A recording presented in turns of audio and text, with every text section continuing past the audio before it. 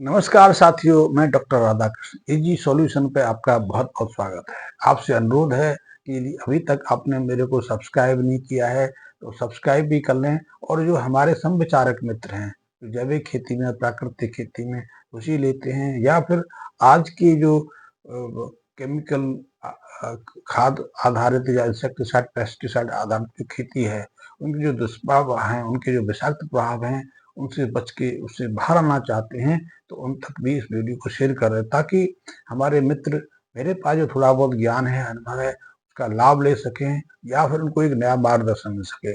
आप भी मेरे तरह के प्रयोग कर सकते हैं। आपके मन के अंदर भी बहुत सारा ज्ञान है, मुझसे ज़्यादा अच्छा ज्ञान होगा, तो आपको कुछ नई प्रेरणा मिल सके, इसलिए उन तक भी इस वीडियो को शेयर कर दें।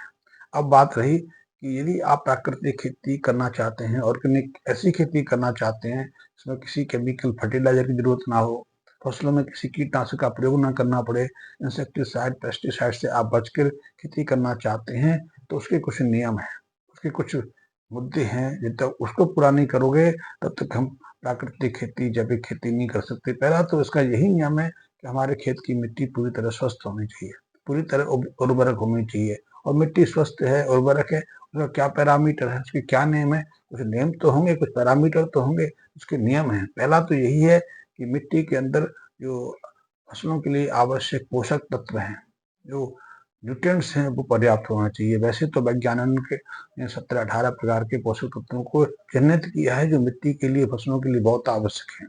उनमें 3 तो वो स्वतः प्रकृति से प्राप्त कर लेते हैं, वातावरण से मिल जाते हैं, जिसमें सबसे पहला तो कार्बन डाइऑक्साइड है। कार्बन सीधा सीधा वातावरण से मिल जाता है, और उसे पैदा करने में हम पीछे भी नहीं है। पिछले 100 सालों में इतनी कार्बन डाइऑक्साइड हमने पैदा कर दी है कि आज कार्बनिक प्रभाव से, कार्बन डाइऑक्साइड की दर बढ़ने से वातावरण का तापमान बढ़ता चला जा रहा है, उससे क्लाइमेटिक चेंज आ रहे हैं, बहुत तरह के विनाश हो रहे हैं। तो वो उपयोग हमारे पेड़ पौधे करते हैं, और हमारे लिए प्राण रखी की जो वायु है, ऑक्सीजन, वो जनरेट करते हैं, आप सब जानते हैं। दूसरा, हाइड्रोजन और ऑक्सीजन को जल से हमारे वनस्पतियां ग्रहण कर लेती हैं। बचे 14, वो 14 जो पोषक तत्व हैं, वो मिट्टी से हमारे पौधे, हमारी वनस्पतियां ग्रहण करती हैं। और उसमें से ज्यादातर को हम मिट्टी में मिलाने की आवश्यकता नहीं है, क्योंकि मिट्टी में पर्याप्त संख्या में है। तो पहला, मिट्टी की उपजाऊपन पोषक तत्व पर निर्भर करती है, और मिट्टी में वो पोषक तत्व पर्याप्त मात्रा में होना चाहिए, पहला नियम। दूसरा नियम कि मिट्टी में नमी रहे, नमी रहेगी तभी ये पोषक तत्व हमारी जड़ों की, पेड़ पौधों की जड़ों के माध्यम से फसलों पहुंच पाएंगे। तीसरा है, जो बहुत महत्वपूर्ण है, और वो है कि हमारी मिट्टी में जीवन कितना है। यदि जीवन है तभी तो मिट्टी है। हमने तो मिट्टी को, धरती को माँ के रूप में ग्रहण किया है, और माँ तो जीवांत ही होती है। 1960 से पहले हमारे ज्यादातर कृषि विशेषज्ञ थे, कृषि वैज्ञानिक थे, मिट्टी में जीवांतता देखते थे, पृथ्वी को जीवन के रूप में ही देखते थे। लेकिन उसके बाद हमारी वैज्ञानिक प्रगति हुई, नई नई खोज हुई, नए नए सिद्धांत गढ़े गए, हमने इस सिद्धांत को पीछे से खसेड़ दिया, और हमने मिट्टी को सिर्फ एक भौतिक तत्व मान लिया।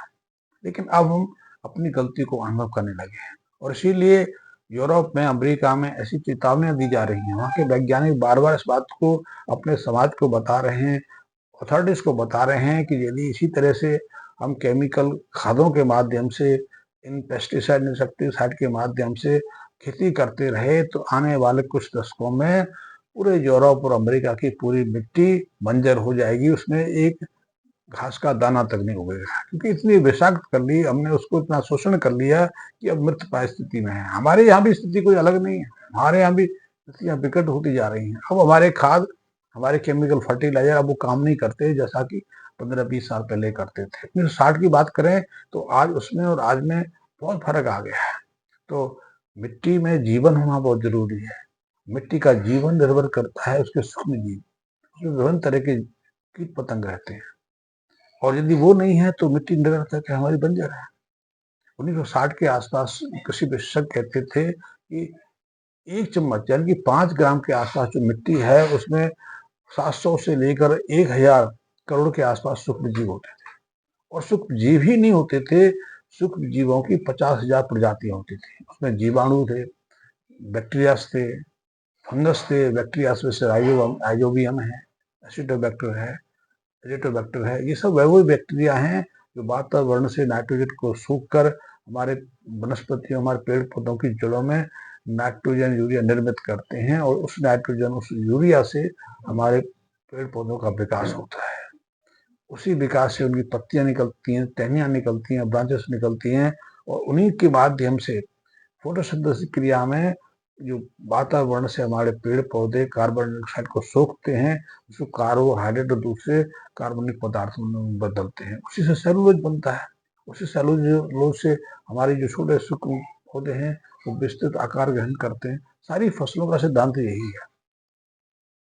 तो जो सूक्ष्म जीव हैं, जो इसमें पहला तो राइजोबियम एजिटोबैक्टर है जो नाइट्रोजन को उपयोगी बनाते हैं। कुछ ऐसे हैं जो पोटाशियम को, फास्फोरस को, सल्फर को, न्यूट्रॉन, जिंक को उपयोगी बनाते हैं। तो पहली तो सूक्ष्म जीवों में वो सूक्ष्म जीव हैं जो कुछ पोषक तत्वों को निर्मित करते हैं। दूसरे ऐसे सूक्ष्म जीव भी हैं जो हानिकारक सूक्ष्म जीवों से, जीवाणुओं से, जो मित्र जीवाणु हैं उनकी सुरक्षा प्रदान करते हैं। ये बहुत महत्वपूर्ण है। तो तीसरे प्रकार के सूक्ष्म जीव ऐसे हैं जो मृत जीव हैं, जो फसल के अवशेष हैं या दूसरी ऐसी चीजें हैं जो आगे चलकर हानि कर सकती है, उनका डिकम्पोजिशन, उनको सूक्ष्म कणों में विभाजित करने का कार्य करते हैं। ऐसे जो सेप्रोफाइटिक जो जीवाणु हैं वो भी बहुत महत्वपूर्ण है।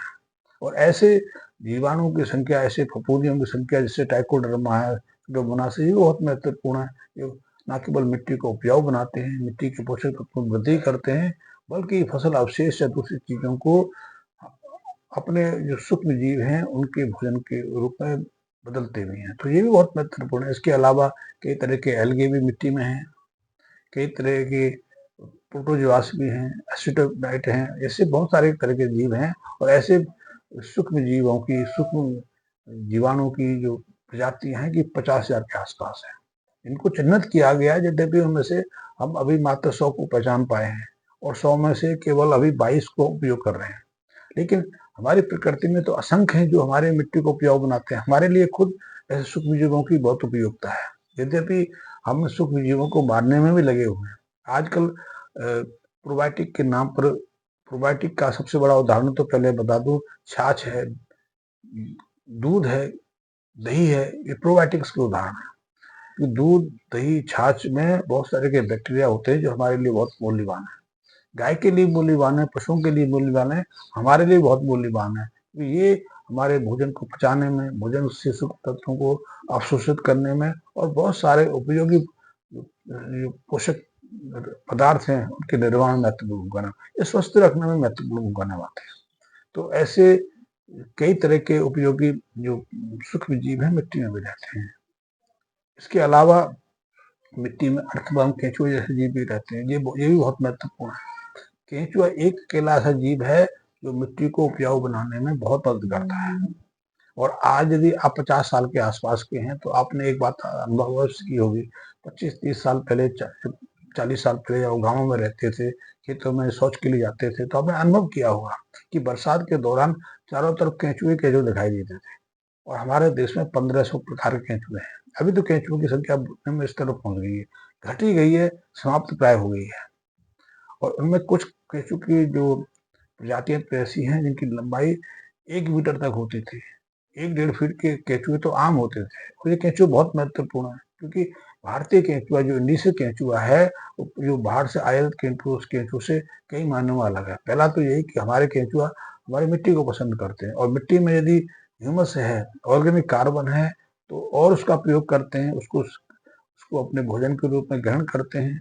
भोजन ग्रहण करते करते मिट्टी के नीचे जाते हैं, और कभी कभी तो ये केंचुए 1 से 2 फीट तक नीचे चले जाते हैं, 3 फीट तक नीचे चले जाते हैं। और वापस जब वो आते हैं तो दूसरे रास्ते से आते हैं, और दूसरे रास्ते से बाहर आकर अपने जो हमने भोजन सेवन किया है, मिट्टी को ग्रहण किया है, उसको उल्टी के माध्यम से बाहर निकालते हैं, या फिर मल द्वार से बाहर निकालते हैं। और ऐसे में एक समान केंचुआ 10 ग्राम से लेकर 14-15 ग्राम तक मिट्टी को खाद के रूप में बाहर निकालता है।